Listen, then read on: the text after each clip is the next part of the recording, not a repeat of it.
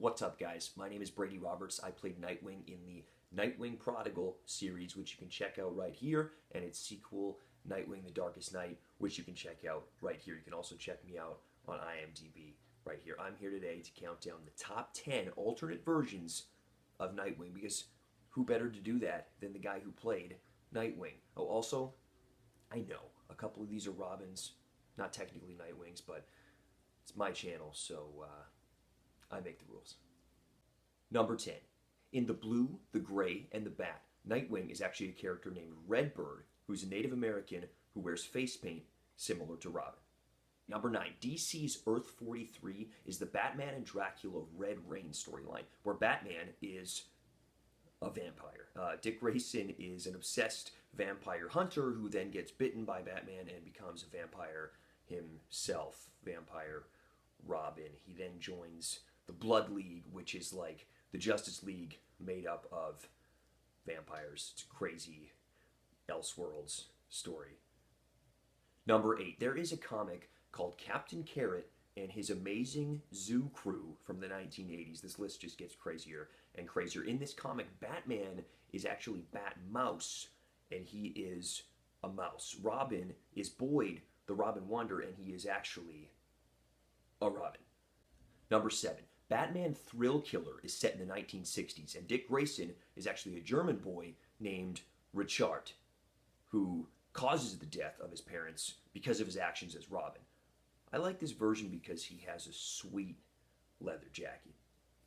Number 6. In the DC Comics classic Kingdom Come, Dick Grayson is actually Red Robin, wearing the classic Red Robin costume, which would later inspire Tim Drake's Red Robin. In this continuity, he's married to Starfire, and they have a daughter named Nightstar. Number 5. The Talon. No, this isn't the Calvin Rose Talon from the New 52. This is the Earth 3 Talon, who is a member of the Crime Society and a former sidekick to the Owlman. Number 4. Deathwing. While he looks really cool and badass, this is a seriously twisted and dark version of Dick Grayson, who was later revealed to not be Dick Grayson. He was corrupted by Raven, and it was like a clone, and no one's seen him since, and it's a really confusing storyline.